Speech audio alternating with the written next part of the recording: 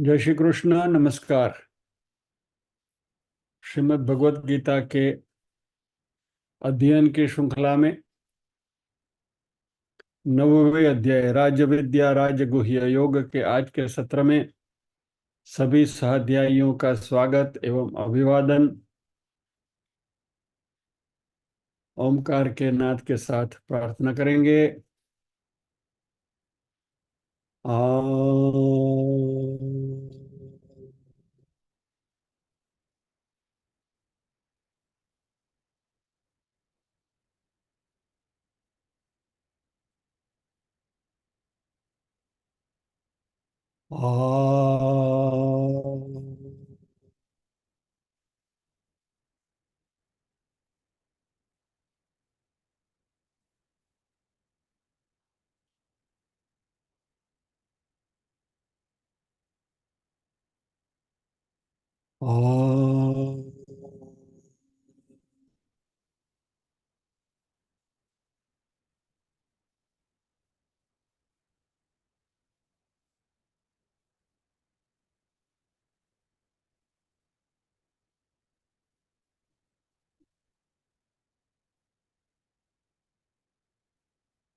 वक्रतुंड महाकाय सूर्यकोटि समप्रभ निर्विघ्नं कुरु मे देव सर्वकार्येषु सर्वदा। या कुन्देन्दु तुषारहारधवला या शुभ्रवस्त्रावृता या वीणावरदण्डमण्डितकरा या श्वेतपद्मासना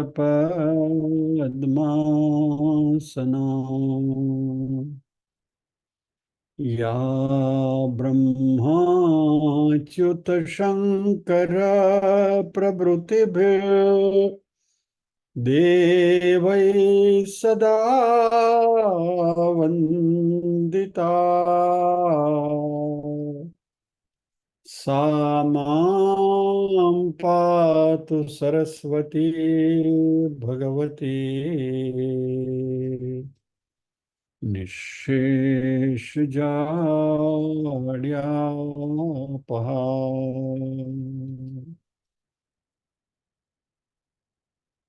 वसुदेवसुतं देवं कंसचाणूरमर्दनम्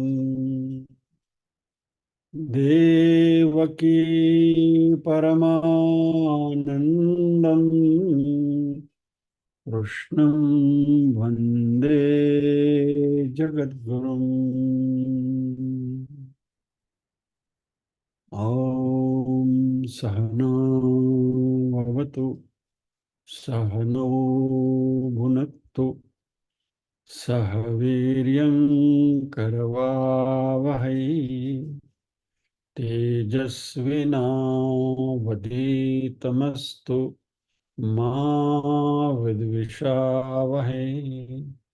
ॐ शांति शांति शांति। यत्र योगेश्वर कृष्णो यत्र पार्थो धनुर्धरः तत्र श्रीर्विजयो भूतिर्ध्रुवा नीतिर्मतिर्मम।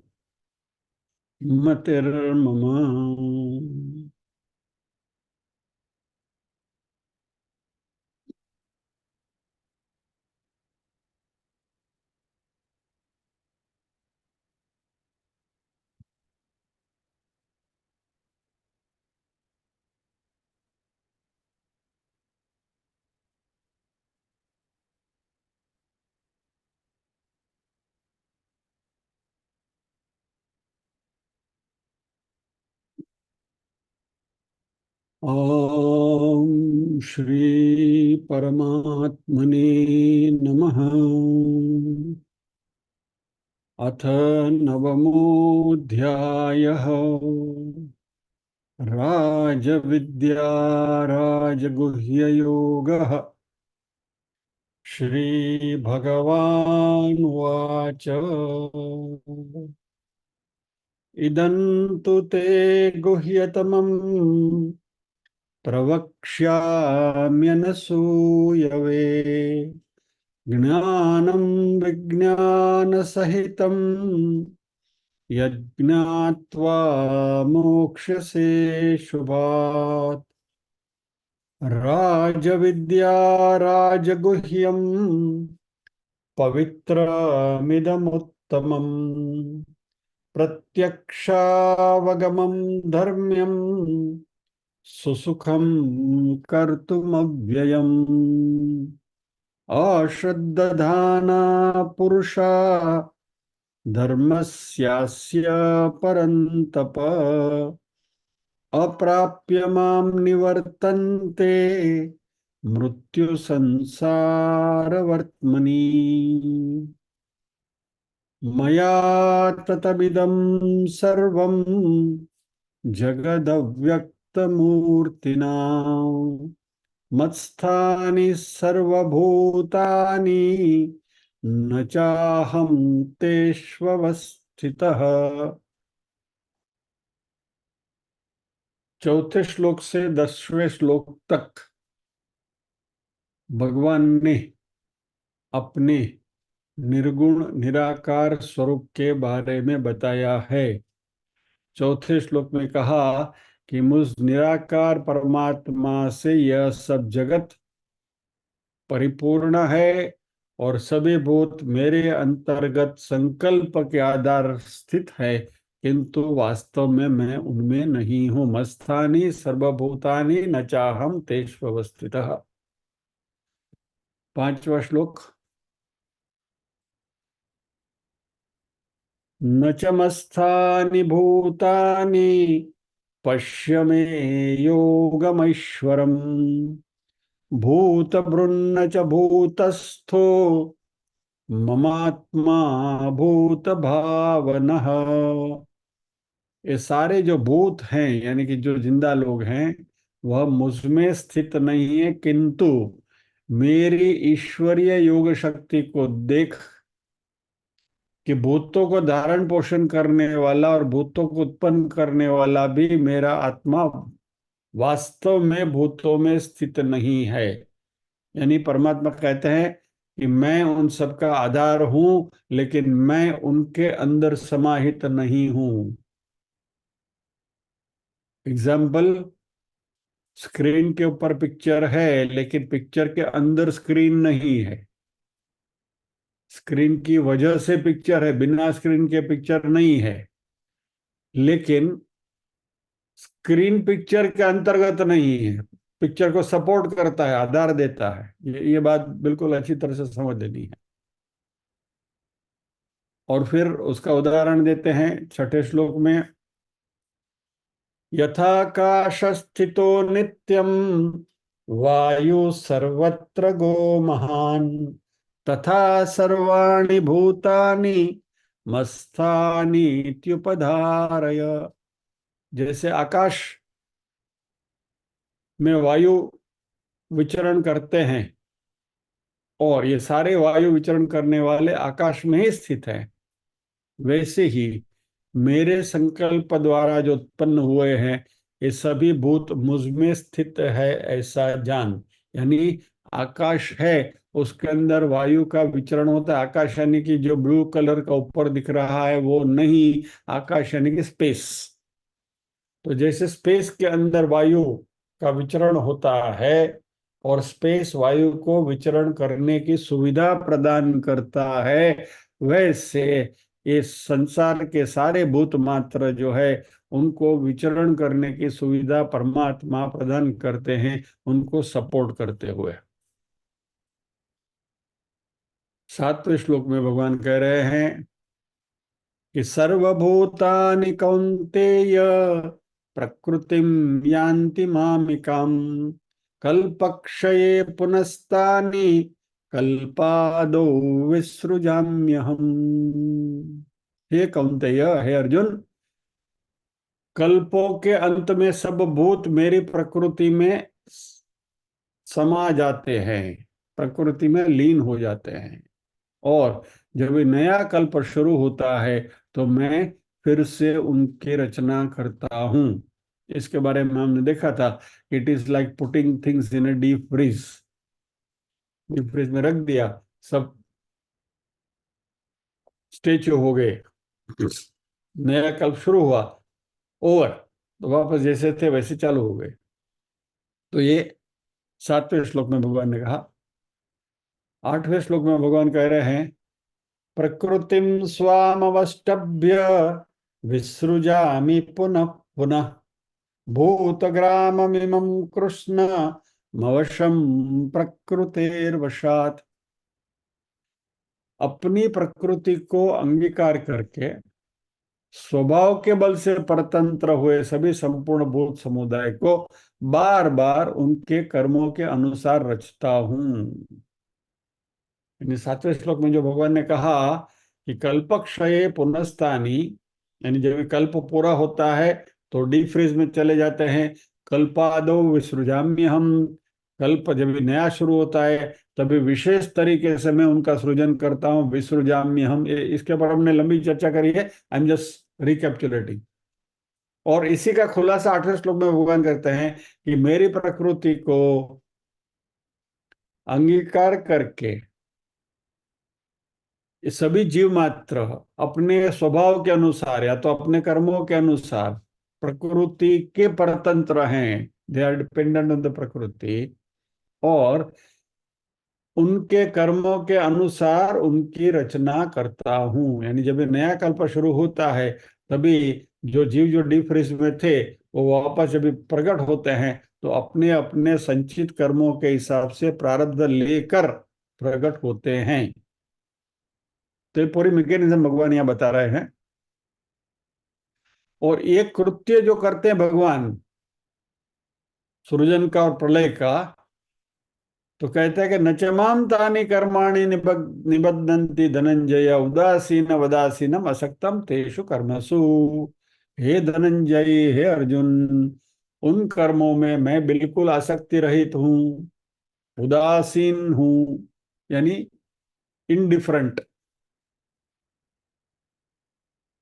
और इसलिए because of my this nature ये कर्म मुझे बांधते नहीं है। न च मां तानि कर्माणि निबध्नन्ति धनंजय।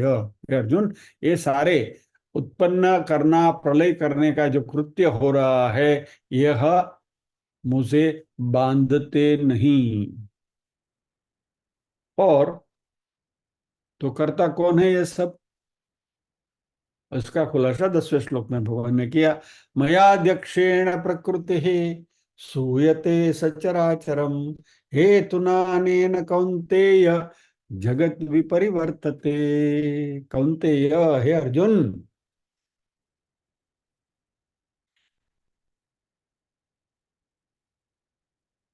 मेरी निगरानी में, मया अध्यक्षेण, मेरी निगरानी में यह जो प्रकृति त्रिगुणात्मक प्रकृति मैंने सर्जन करी है वो प्रकृति पूरे जगत को रचती है। सूयते सचराचरम,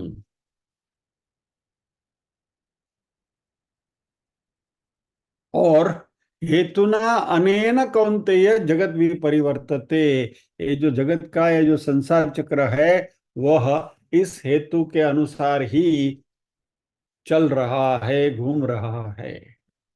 यानी 4थे श्लोक से 10वें श्लोक तक भगवान ने सृष्टि के सृजन और विसर्जन, ये दोनों की जो प्रक्रिया कैसे हो सकती है उसका उन्होंने डिटेल में हमको वर्णन किया और कहा ये सब होता है मेरी निगरानी में, होता है मेरी अध्यक्षता में, होता है मेरे होते हुए ही होता है, मेरे आधार पर ही होता है। लेकिन I do not participate in them. ये सब मेरी प्रकृति करती है। ये सारा काम मैंने प्रकृति को डेलीगेट करके रखा है। और इसलिए ये सृजन विसर्जन के जो कार्य है, प्रलय सृजन के, वह कार्य मुझे बांधते नहीं है, यानी कि वो कर्म मुझे बांधते नहीं है। I am indifferent. तो सिंपल एग्जाम्पल यही हमारा सिनेमा का स्क्रीन, उसको याद कर लीजिए जब भी ये बात मन में आती है कि सिनेमा का स्क्रीन पिक्चर को सपोर्ट करता है। प्रोजेक्टर नामनी प्रकृति जो है वो वहां उसके ऊपर प्रोजेक्ट करती है सब कुछ। और त्रिगुणात्मक तीनों गुण गुण वहां हमें जैसे दिखाई देते हैं, वैसे ये जगत का भी ऐसा ही है। भगवान is a very big screen, उसके ऊपर ये पूरा ड्रामा प्रोजेक्ट, ये पूरा पिक्चर प्रोजेक्ट हो रहा है। और भगवान की प्रकृति नाम का जो प्रोजेक्टर है, ये सब प्रोजेक्ट करता है। और भगवान स्क्रीन की तरह बिल्कुल उदासीन है, इनडिफरेंट है। तो ये 10वें श्लोक तक भगवान ने ये मर्म समझाया। और फिर 11वें श्लोक से भगवान ने इस प्रोसेस को जो जानते हैं या तो नहीं जानते हैं, तो नहीं जानने वाले कैसे हैं? अवजानन्ति मां मूढ़ा मानुषीं तनुमाश्रितं परम भावम जानन्तो मम भूत महेश्वरम। मेरे परम भाव को न जानने वाले मूढ़ लोग हैं, वो मुझे मनुष्य का शरीर धारण किए हुए ईश्वर को समझते हैं। और मैं अपनी योग माया के द्वारा इस संसार में, इस विश्व में मनुष्य का रूप धारण करते हुए मैं विचर रहा हूं। और मुझे ये लोग साधारण मनुष्य मानते हैं। और ऐसे लोगों को भगवान ने मूढ़ कहा। और इसलिए मैं यहाँ दोबारा आप सबको आगाह करता हूँ, beware of WhatsApp university. WhatsApp university से चौकन्ने रहिए। भगवान को जब ये मनुष्य के साथ कंपेयर करने की या तो मनुष्य के इमोशंस के साथ जोड़ने की जो भी कोशिश की जाती है, वह सब करने वाले मूड हैं। ऐसा मैं नहीं, भगवान कहते हैं। बराबर। कृष्ण से एग्जाम्पल ले लो, उनके ऊपर कितने दुख पड़े थे। कारागार में उनका जन्म हुआ, फिर अपनी माता से बिछड़ गए, फिर गोकुल में गए, वहां पराई माता ने उनका लालन पालन किया। और फिर 11 साल की उम्र में तो कंस के साथ युद्ध करना पड़ा। कितने दुख झेले हैं कृष्ण ने। कृष्ण कृष्ण है, कृष्ण मनुष्य नहीं है। और दुख और सुख दोनों मनुष्य के लिए है, परमात्मा के लिए नहीं है। परमात्मा सुख और दुख दोनों से परे है। यानी यदि कोई हमें कृष्ण का उदाहरण देके मोटिवेट करने की कोशिश करे, तो उनसे कहिए कि भाई जय Shri Krishna, we know Krishna better than you do. हमने 9वें अध्याय का अध्ययन किया है और हम मूढ़ नहीं है। मोघाशा मोघ कर्माणो मोघ ज्ञाना विचेतसः राक्षसी मासुरीं चैव प्रकृतिम मोहिनीं श्रिताः। और ये व्यर्थ आशा, मोगाशा, व्यर्थ कर्म, व्यर्थ ज्ञान वाले, यानी कि अधूरा ज्ञान वाले, विक्षिप्त अज्ञानी जन राक्षसी, आसुरी और मोहिनी प्रकृति को ही धारण किए रहते हैं, यानी कि उस प्रकृति के वश में हो जाते हैं वो।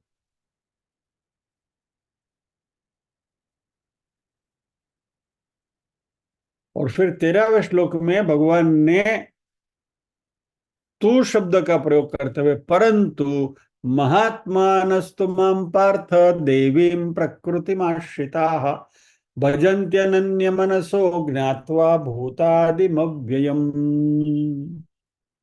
हे पार्थ, हे कुंती पुत्र, दैवी प्रकृति के आश्रित महाजन जो महापुरुष जो है, वो मुझे सभी भूतों का इटर्नल यानी कि सनातन कारण समझते हैं। और मेरा जो नाश रहित अविनाशी अक्षर ब्रह्म स्वरूप जो है, उसको जानते हुए अनन्य मन से मेरे साथ जुड़ते हैं और मेरा निरंतर भजन करते हैं। भजन्ति अनन्य मनसो ज्ञात्वा भूतादिम अव्ययम। सो क्योंकि हम ये व्हाट्सएप यूनिवर्सिटी वाले विद्यार्थी नहीं हैं, हम क्या कहें, सही मायने में भगवान के स्वरूप को जानने की कोशिश करते हैं। और इसलिए वी नो कि भगवान क्या है।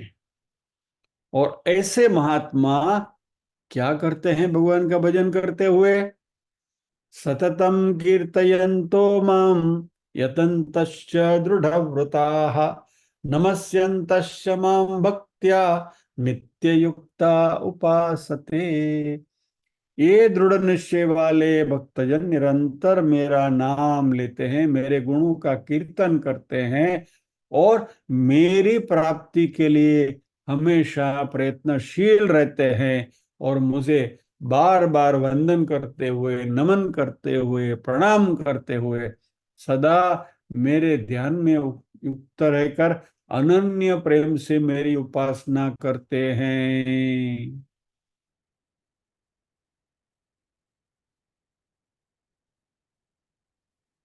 अभी यहाँ 14वें श्लोक में भगवान ने उपासना की बात करी। मोमेंट यू टॉक अबाउट उपासना, तो उपासक और उपास्य ये दो द्वैत निर्माण हो जाता है। अभी तक भगवान जो अपने स्वरूप की बात करते थे वो निर्गुण निराकार स्वरूप की बात करते थे। जैसे ही उपासना की बात हुई तो उपासक और उपास्य दो यानी कि द्वैत बनता है। और 15वें श्लोक में भगवान ने इस उपासना की बात करी। ज्ञान यज्ञेन चाप्यन्ये यजन्तो मामुपासते एकत्वेन पृथक्त्वेन बहुधा विश्वतो मुखम। दूसरे ज्ञान योगी मुझ निर्गुण निराकार ब्रह्म का ज्ञान यज्ञ के द्वारा अभिन्न भाव से पूजे। तीन प्रकार के उपासक हमने देखे थे। उच्च कक्षा के जो निर्गुण निराकार ब्रह्म की उपासना करते हैं, दूसरे जो मध्यम कक्षा के जो हैं वो परमात्मा के विराट स्वरूप की उपासना करते हैं, और जो उससे भी निम्न कक्षा के हैं वह परमात्मा का एक स्वरूप की उपासना करते हैं। इसके ऊपर हमने चर्चा करी थी। इसको थोड़ा और अच्छी तरह से आज समझकर यानी घड़ी बेसाड़ी लिए।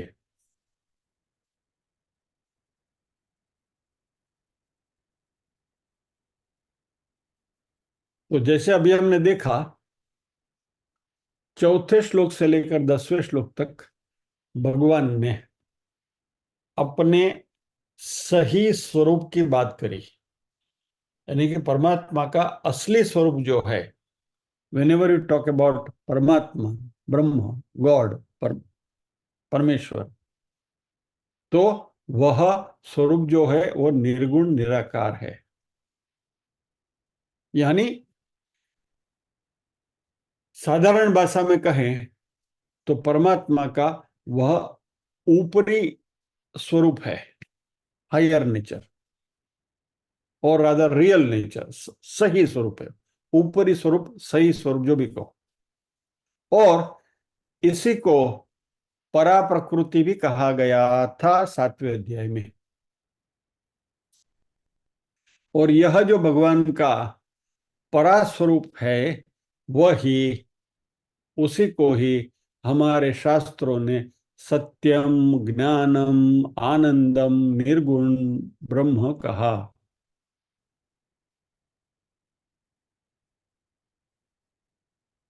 तो अभी देखिए, बहुत महत्व की बात आ रही है कि जब भी हम हमारे जीवन के ध्येय में परम प्राप्ति की या तो परमात्मा की प्राप्ति की जब भी हम बात करते हैं, तो तभी हमारा ध्येय निर्गुण निराकार परब्रह्म है। That is our goal. जीवन का हमारा लक्ष्य वो है। और ये जनरल नियम को याद रखना है, यानी कि जब भी हम परमात्मा कहें, तभी हमारे लिए परमात्मा यानी परमात्मा का ये परा स्वरूप जो निर्गुण निराकार स्वरूप है। तो जब भी हम इस परमात्मा की बात करें, हमारे जीवन के लक्ष्य की बात करें, जीवन के ध्येय की बात करें, तो हमारा ध्येय है इस परमात्मा की प्राप्ति का, परा प्रकृति निर्गुण ब्रह्म का।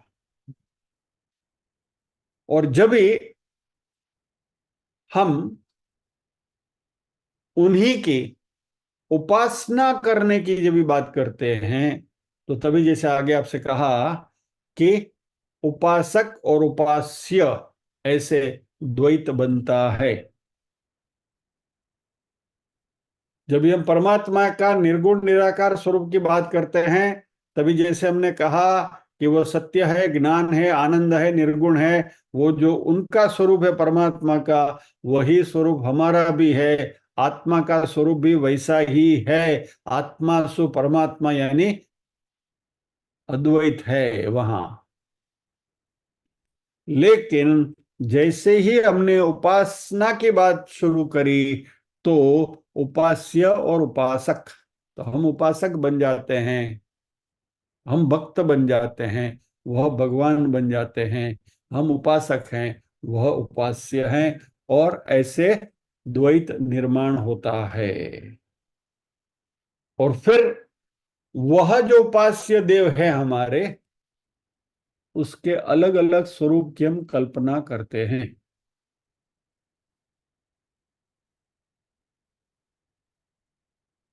तो जब भी भक्ति के लिए, उपासना के लिए भगवान शब्द का प्रयोग करे, गॉड शब्द का प्रयोग करे, तो यह भगवान का अपरा स्वरूप है, ऐसा समझ के चले। फाइनाइट लोअर फॉर्म, नीचे का उनका स्वरूप है। और जब भी भगवान को हम हमारे जीवन के ध्येय के रूप में देखें, लक्ष्य के रूप में देखें, गोल ऑफ द लाइफ, तभी हमें याद रखना चाहिए कि वह हम उनके परा स्वरूप यानी कि निर्गुण निराकार स्वरूप की बात कर रहे हैं। ये बात बार बार इसलिए एम्फेसिस की जा रही है कि इसको क्लैरिटी के साथ हमें अभी समझ लेना है, वंस एंड फॉर ऑल, कि जीवन का हमारा जो ध्येय है अध्यात्म के रास्ते पर चल रहे हैं, इसलिए क्योंकि हम अध्यात्मवादी हैं, अध्यात्म में हम रुचि रखते हैं, इसलिए आध्यात्मिक व्यक्ति के लिए उनका जो लक्ष्य है वो निर्गुण निराकार ब्रह्म है। और सगुण साकार स्वरूप जो है, वह कभी भी हमारा लक्ष्य हो नहीं सकता।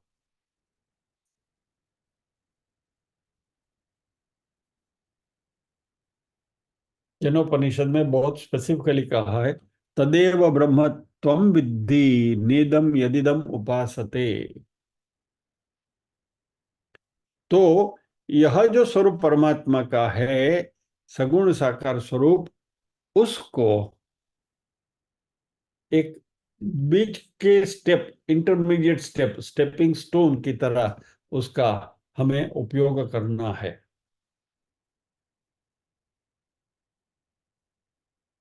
तो यह निर्गुण निराकार ब्रह्म की सृष्टि के साथ का, जगदीश्वर का और जगत का जो संबंध है, वह चौथे श्लोक से 10वें श्लोक तक बताया, जीव जगत जगदीश्वर का, कि सृष्टि का निर्माण कैसे होता है, ये जीव की उत्पत्ति कैसे होती है, जगत क्या है, जीव क्या है, और ये जगदीश्वर यानी कि निर्गुण निराकार ब्रह्म क्या है, और उनका ये सारी प्रोसेस में इन्वॉल्वमेंट क्या है, ये सारी बातें 4 से 10 श्लोक में बताई गई, इसलिए आज हमने रिवीजन किया उसका। We should understand this with clarity.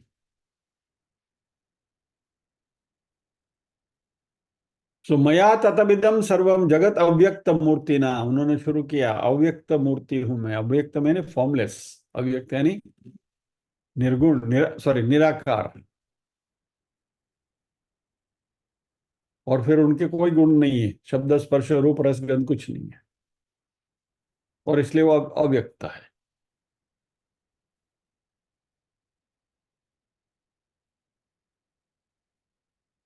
और 11वें श्लोक से भगवान ने 2 श्लोकों में कहा कि इस परम स्वरूप का जो अज्ञान है, वही हमारे जीवन के सभी प्रश्नों का, प्रॉब्लम का मूल कारण है। That is the cause of all human problems.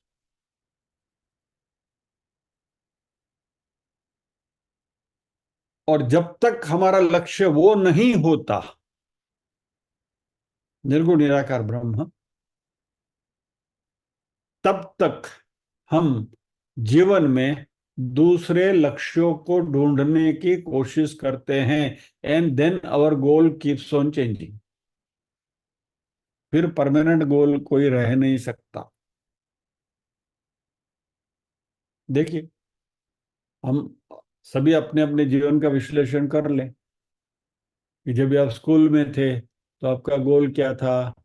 Primary school पास करके मिडिल स्कूल में जाना, मिडिल स्कूल में क्या गोल था तो हाई स्कूल में जाना, हाई स्कूल में क्या गोल था तो एसएससी पास कर लेना, एसएससी का गोल क्या था, कॉलेज में जाना, कॉलेज में जाके क्या गोल था तो डिग्री लेना, डिग्री गोल क्या था तो ये गृहस्थ आश्रम, शादी करना, बच्चे, फिर ये वो बदलता ही रहता है। और जैसे हमने भौतिक गोल लक्ष्यों को बदला जीवन में बार बार, वैसे ही हमने भगवान को भी समय समय पे बदला। हनुमान जी की किसी ने उपासना करी, अभी हनुमान जी कुछ करते नहीं है, जानना छोड़ो उनको, शिव जी की उपासना करो। शिव जी कुछ नहीं करते, ठीक है, अभी राम जी का भजन करो। थोड़ा टाइम हरे राम किया, वो भी जमाने, ठीक है, चलो कृष्ण की भक्ति करो। नहीं नहीं, આપણે माताजी बहुत सारा, ठीक है चलो माता जी की भक्ति करें। इधर गए उधर गए, इस मंदिर में गए उस मंदिर में गए, वहां माथा टेका उधर माथा टेका, यहाँ नारियल फोड़ा वहां नारियल फोड़ा, कितने फितुर किए। We keep on changing our goal post with respect to material objects and with respect to the spiritual objects also, क्योंकि हमारा फिक्स गोल नहीं है। और जब तक ये निर्गुण निराकार परब्रह्म हमारा गोल नहीं बनता, तब तक हमारे गोल फिरते ही रहेंगे। और इसकी वजह से हमें कभी तृप्ति नहीं मिलेगी।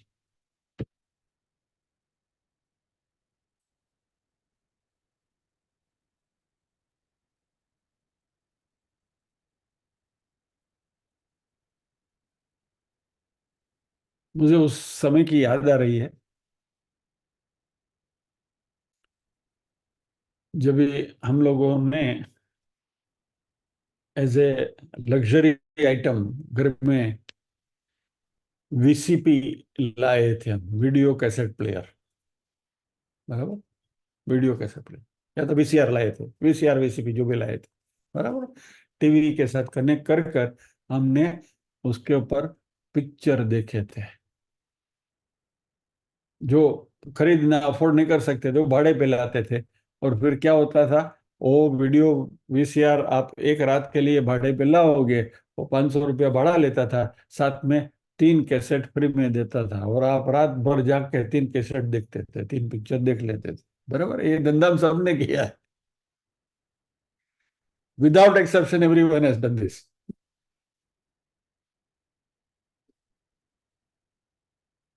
और जिनके पास थोड़ी सहूलियत थी और खुद का वीसीआर जिन्होंने घर में एक किया था, उन लोगों ने क्या किया, अपनी शादी की कैसेट 10-12 टाइम तो देख लेगी होगी। कोई कोई भी घर में आया, अरे वीसीआर लिया, चलो चलो शादी की कैसेट लगाओ।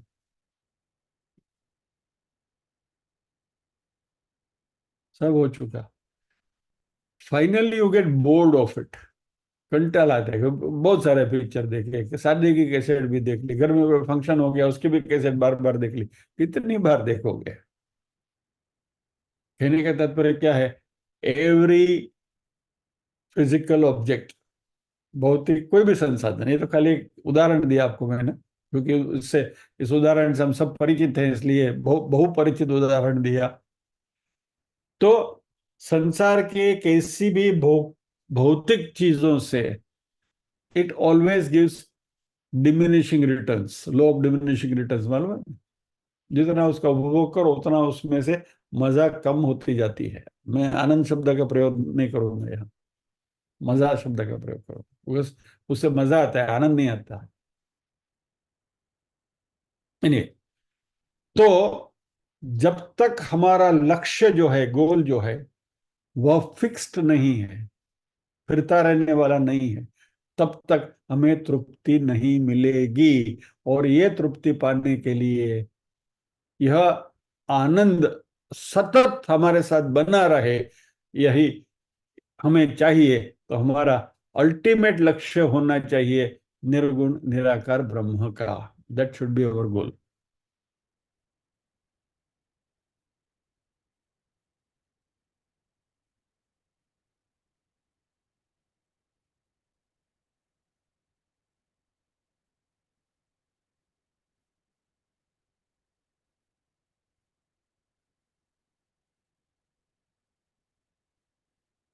और जब भी तक हमें हमारा सही लक्ष्य प्राप्त नहीं होता है, तब तक हम ये प्रोवर्बियल फिलोसोफर की तरह होते हैं। फिलोसफी में एक बहुत मजेदार बात होती है। जब भी आप फिलोसोफ, दो दो दो स्टडीड फिलोसफी, उनको ये सिखाया जाता है। व्हाट इज फिलोसफी, इसकी डेफिनेशन उन्होंने दी है। It is like a blind man looking for a black cat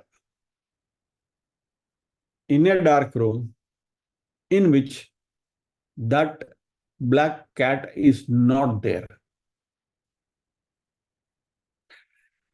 यानी अंधा व्यक्ति बिल्कुल अंधेरे कमरे में, डार्क रूम में, किसी काली बिल्ली को ढूंढने की कोशिश करता है जो उस कमरे में मौजूद नहीं है। ये फिलोसॉफी की डेफिनेशन है। तो जो अज्ञानी जन है, जो परमात्मा के इस स्वरूप के बारे में अज्ञात हैं, उनकी हालत कुछ ऐसी है। यानी it is an act of futility. इससे आपको हाथ में कुछ आने वाला नहीं है, आप ढूंढते रह जाओगे।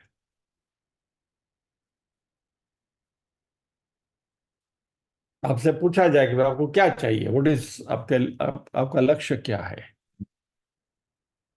तो पहले तो इनिशियल आंसर विल बी नहीं, पता नहीं, देखते हैं क्या होता है।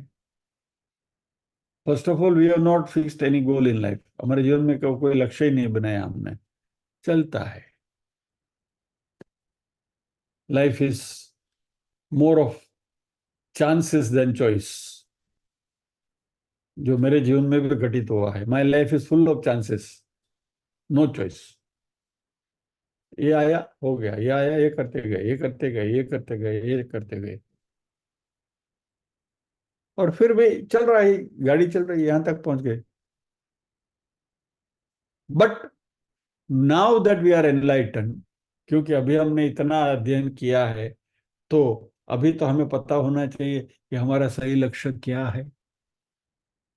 अभी तक जो गलतियां हमने करी, उन गलतियों को बाजू में रखे, और let us now think with clarity. बिल्कुल एक समझदारी के साथ हमें निश्चय करें कि हमारा लक्ष्य है वो निर्गुण निराकार ब्रह्म, जिसकी बात भगवान यहाँ कर रहे हैं। और इसलिए इस अध्याय का नाम ही है राज विद्या राज गुह्य योग। और यदि हमारे पास यह स्पेसिफिक लक्ष्य नहीं है तो आप, you are like a rudderless ship. जब भी कोई शिप होता है उसका जो दिशा बदलने वाला जो रडरलेस नहीं होता, तो फिर इधर उधर उधर उधर भटकता है। और यही बात हमारे साथ भी हो सकती है।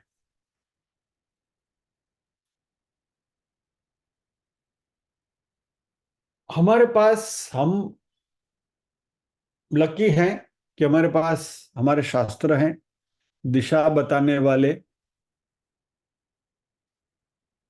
आचार्य परंपरा के द्वारा, हमारे संतों के द्वारा, हमारे बड़े बड़े विचारों से हमें यह ज्ञान फ्रॉम टाइम टू टाइम अलग अलग स्वरूप में मिलता रहता है।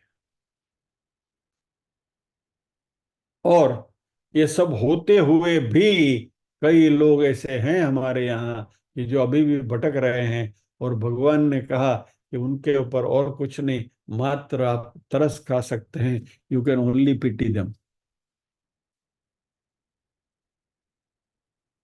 7वें अध्याय में भगवान ने बहुत स्पेसिफिकली कहा था, मनुष्याणाम सहस्रेषु कश्चित् यतति सिद्धये यततामपि सिद्धानाम कश्चिन् माम वेत्ति तत्वतः। और वही बात यहाँ भी भगवान कर रहे हैं। महात्मानस्तु माम पार्थ दैवीं प्रकृतिमाश्रिताः भजन्ति अनन्य मनसः। तो कुछ नसीबदार लोग जो हैं, लकी लोग जो हैं, पुण्यवान लोग जो हैं, वह समझते हैं कि यह निर्गुण निराकार परमात्मा जो है वही हमारे जीवन का अंतिम लक्ष्य है। इसका अर्थ ऐसा नहीं है कि हमारे जीवन में जो भी बाकी जो हमारा फर्ज है वो सब हम छोड़ दें। बेटे की शादी करनी है, बेटी की शादी करनी है, और कुछ करना है, ये करना है, वो करना है। यू कैन नॉट से नहीं नहीं, अभी तो हम भगवत गीता क्लास में हमने सीख लिया, हमारा हमारा लक्ष्य खाली निर्गुण निराकार ब्रह्म है, उसके अलावा मुझे मुझे कुछ नहीं करना है। क्या?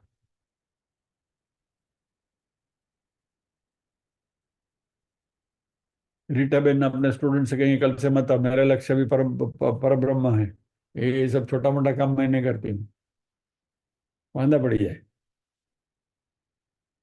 तो हम जीवन के छोटे मोटे सेकेंडरी जो गोल्स हैं उसको हम प्राप्त करने की, एकम्प्लिश करने की कोशिश करते हैं, पुरुषार्थ करते हैं, सब कुछ करते हैं।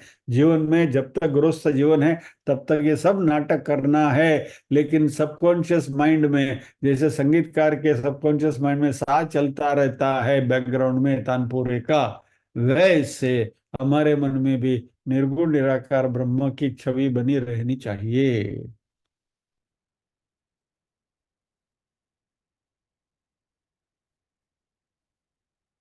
आप यहाँ से मान लीजिए कि अहमदाबाद जाते हैं ट्रेन में बैठकर, तो बीच में स्टेशन आते हैं। दाणू स्टेशन आया तो चलो नीचे उतरे, चीकू खरीदा, चीकू खाया।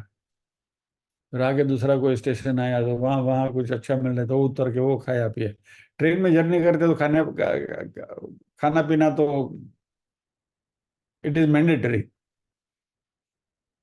वलसाड આવ્યું तो चलो चेवड़ो खाई लिए ना, आ कर लिए पहले ब्ला ब्ला ब्ला। ये छोटे मोटे उदाहरण जो जो हम सब परिचित है, इसलिए आपको दे रहा हूं कि फिर भी जैसे हमारा हमारा नजर कहाँ है, सिग्नल के ऊपर या तो इंजन की विसल के ऊपर। जैसे उसने भौं किया, चलो भाग के बैठ गए अपने कंपार्टमेंट, दौड़ो दौड़ो दौड़ो। ऐसे ही हमारे जीवन में भी होना चाहिए। स्टेशन आते हैं, बहुत सारे स्टेशन आते हैं छोटे मोटे, बराबर है, पार्टी करनी है कर ली, लेकिन लक्ष्य कहाँ है, सिग्नल के ऊपर। ये गाड़ी नहीं, अध्यात्म की गाड़ी चूकनी नहीं चाहिए। यानी वहां से जब भी विसल बजेगी दौड़ के वापस बैठ जाओ, क्योंकि अल्टीमेटली हमें हमारे अंतिम लक्ष्य अहमदाबाद या तो दिल्ली जहां भी जाना है वहां तक पहुंचना है। और यह गाड़ी, अध्यात्म की गाड़ी, हमारा साधन है।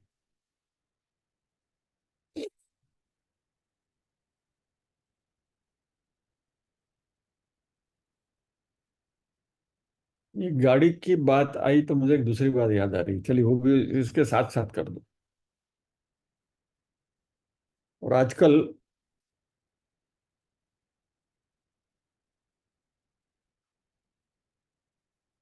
लोगों में इसके बारे में उत्साह बढ़ रहा है, वो एक अच्छी बात है, सराहनीय बात है। अभी तक people were indifferent to all these things. हमारे एक साथी मित्र ने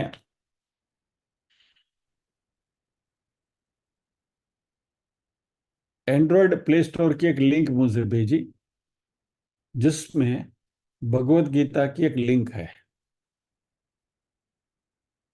तो मैंने for sake of this thing कि नॉर्मली मेरे पास जो रेगुलरली फ़ोन जो यूज़ करता हूँ वो आईफोन है, लेकिन एक एंड्रॉयड फ़ोन मैंने रखा है सैमसंग का, कि कुछ एंड्रॉयड में भी कुछ अच्छी अच्छी चीज़ें बहुत मिलती हैं। तो एज ए स्टैंड बाय रखा हुआ है मैंने। तो मैंने देखा कि इन्होंने लिंक भेजी, कौन सी जगह देखे तो उसे, तो मैंने जाकर वो लिंक डाउनलोड करी, जिसमें भगवत गीता की एक ऐप है, जिसके अंदर श्लोक्स हैं, और उसके ऊपर स्वामी तेजोमयानंद जी की कमेंट्री है, एक्सप्लेनेशन है, और अच्छी है link, it's a good link. और क्योंकि चिन्मयानंदा और तेजोमयानंदा जी की कमेंट्री है, तो एटलीस्ट ऑथेंटिक सोर्स है, उसमें कोई प्रॉब्लम नहीं। लेकिन वो डाउनलोड करते करते आई वॉज रादर, क्या कहूँ, इंड्यूस्ड, या तो जबरदस्ती से मान लीजिए कि डाउनलोड करवाया गया मेरे पास। एक दूसरे एक ऐप मैंने डाउनलोड कर ली, और that app is Kuku FM, KUKU FM। अभी कुकू एफएम में इतने सारे स्टेशन हैं, और महीने का कुछ 39 या 49 रुपीज का उसका सब्सक्रिप्शन है, 39 रुपीज का। तो मैंने कहा चलो एक महीने का सब्सक्रिप्शन ले लेते हैं, देखते हैं क्या है। डगलाबंद एप्लीकेशंस, और सब, because it is FM this thing, तो मोस्टली जो भी एप्स है they are all audio apps, podcast है।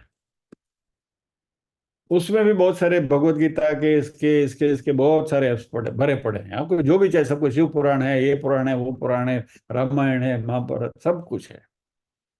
तो उसमें से एक भगवत गीता की ऐप में जाकर, स्टेशन जाकर मैंने ट्यून किया, और उसमें जीवन के हमारे एक एक जो प्रश्न हैं, उसके ऊपर भगवत गीता का एक श्लोक लेकर विश्लेषण किया है। और अभी जो डीजे, जो RJ रेडियो जॉकी जो कर रहा है वो कार्य, वो व्यक्ति भगवत गीता के श्लोक का प्रॉपर प्रोनाउंसिएशन भी नहीं कर सकता है, उच्चार भी नहीं कर सकता, लेकिन वो भी वो भगवत गीता का ज्ञान बांटने चला है। ये बात मैं आपसे इसलिए कर रहा हूं,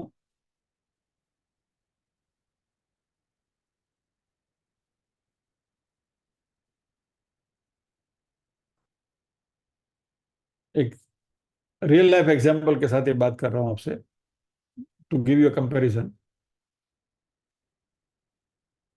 दादर में मेरा तभी ऑफिस था, और दादर में खानके बिल्डिंग करके एक बहुत फेमस जगह, अभी है कि नहीं, हुआ करती थी, it was a notorious place, Ganesh Peth lane. अभी वो एड्रेस मुझे याद है, वहां गणेश पेट लेन में मेरा ऑफिस था। तो वहां से दादर स्टेशन जब भी मैं घर आने के लिए रोज आता हूँ, तो मेरा आने जाने का जो रास्ता था, वहाँ रास्ते में एक श्री कृष्ण वड़ा पाव सेंटर आता था, और उसके vada pav is one of the most standard, आज की तारीख में भी शायद होगा, पता नहीं है, और रियली टेस्टी, ऑथेंटिक। और शाम को 4 बजे से लेकर आप वहां खड़े रहो, तो एवरी 2 मिनट्स बड़ा थाल भर के वड़ा आता था, खत्म, आया, खत्म, आया, खत्म, आया, खत्म, इतनी बिक्री उसकी होती थी। तो अभी वहां से जाते आते हम भी पाव वड़ा के शौकीन तो है ही, तो खाते थे। वैसे एक सिटियों का पाव वड़ा है, बराबर है, फाउंटेन पे। तो एक दो स्टेशन पे जो ऑथेंटिक पाव वड़ा है जो हमने खाया। लेकिन मेरा जो मैन्युफैक्चरिंग यूनिट चिपळूण था, तो एसटी में बैठकर चिपळूण जाया करता था। तो जाते जाते यहाँ से बैठे तो पहला स्टेशन आता था पनवेल। पनवेल उतरो, फिर बाद में इंदापुर, वहां से महाड़, वहां से पोलादपुर, ब्ला ब्ला ब्ला, बीच में स्टेशन आते थे। सभी स्टेशन पे उतर गया वड़ा खाने का। ये अपना प्रोग्राम, स्टैंडर्ड प्रोग्राम। पूछ, और वहां जाके पूछने का, गरम है क्या? तो बोला साहब गरम नहीं, ताजा है। ताजा यानी सुबह 6 बजे बना हुआ, लेकिन ताजा है। चार शाम को 4 बजे जाओ, उसको पूछो गरम है क्या? नहीं, ताजा है। आज का बना है, कल का नहीं है। लेकिन वो सभी एसटी स्टैंड पर जाकर वड़ा खाने का हमारा क्रम था।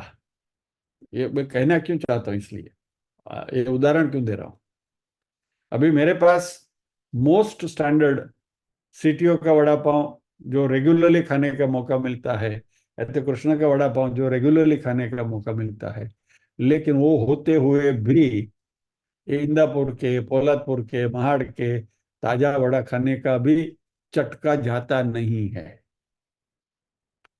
तो ये कुकू एफएम जैसी जो एप्स जो है, उसमें भगवत गीता के बारे में भी जो भी आता है, वो ये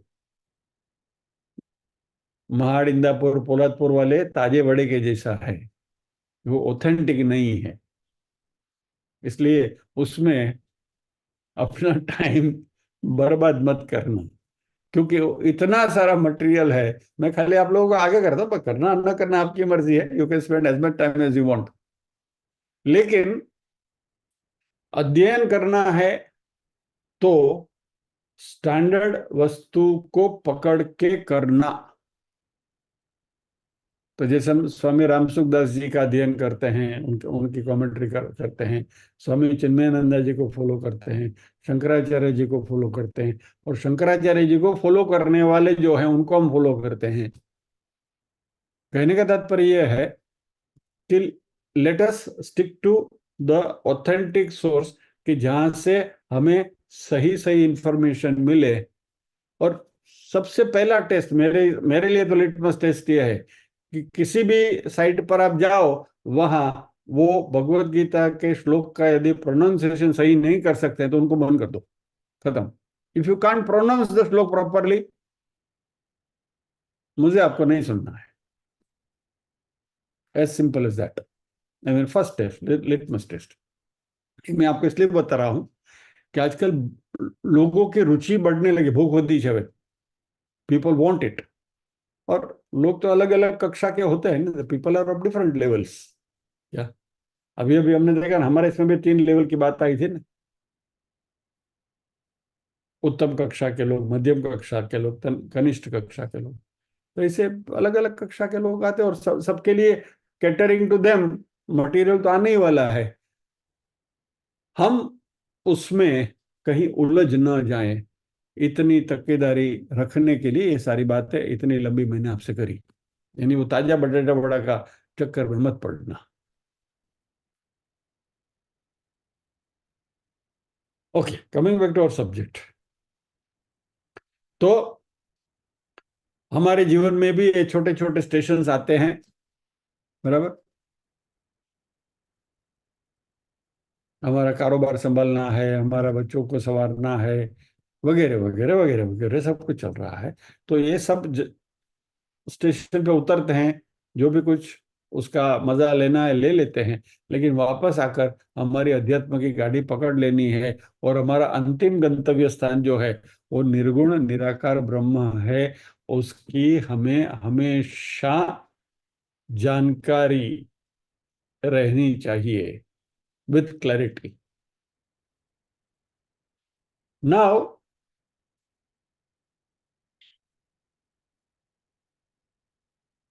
फिर भी इस परमात्मा की उपासना करने वालों की अपनी अपनी जो समझ है, वह समझ के हिसाब से, या तो उनकी मैच्योरिटी का जो लेवल है, अध्यात्म के मार्ग में मैच्योरिटी का जो लेवल है, उस मैच्योरिटी के अनुसार उनके भगवान भी बदलते रहते हैं।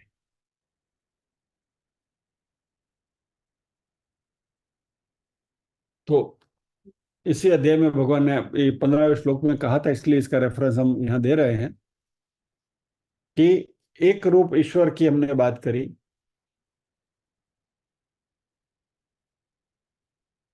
एक रूप ईश्वर यानी और पर्सनल गॉड, यानी कि और इष्ट देवता। भगवान के अनेक स्वरूप है, उसमें से जो मेरा इष्ट स्वरूप है वो मेरे इष्ट देवता, उनकी मैं आराधना करता हूँ, उपासना करता हूँ। तो इष्ट देव, उपास्य, और मैं उनका उपासक। वो मेरे भगवान, मैं उनका भक्त। ये एक रूप। जैसे जैसे हम अध्यात्म के मार्ग में आगे बढ़ते हैं और हमारे सारे आचार्यों की बातें हम सुनते रहते हैं और श्रवण मनन वगैरह जैसे जैसे होता है, वैसे वैसे हमारा इस भगवान के बारे में ख्याल जो है वो बदलते रहते हैं। और एप्रिसिएशन या और नॉलेज और understanding, it goes through a transformation. और फिर हम अनेक रूपी भगवान को भी देखने लगते हैं। और यह जो है वो इतने सारे स्वरूप हैं,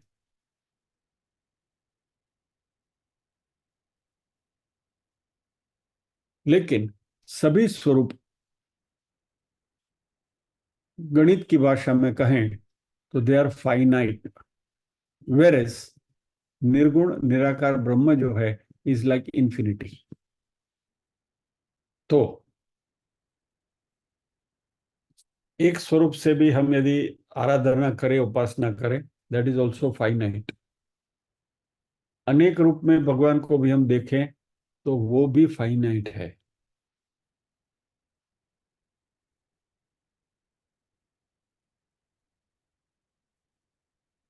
सो इन सब के लिमिटेशन है, उसके बारे में हमें चर्चा थोड़ी करनी है। लेकिन अभी मुझे घड़ी कह रही है कि your time is also finite, so better you pause. तो अभी इस फाइनाइट टाइम को मद्देनजर रखते हुए आज की हमारी चर्चा को यहाँ विराम देते हैं और प्रार्थना करते हैं।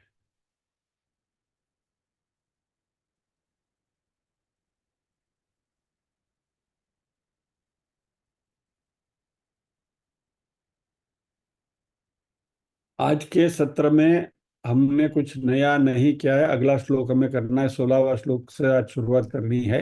लेकिन before we get into that, अभी तक के 9वें अध्याय में जो हमने किया उसको थोड़ा कंसोलिडेट करके आगे चलें, थोड़ी क्लैरिटी बन जाए तो आगे और मजा आएगा।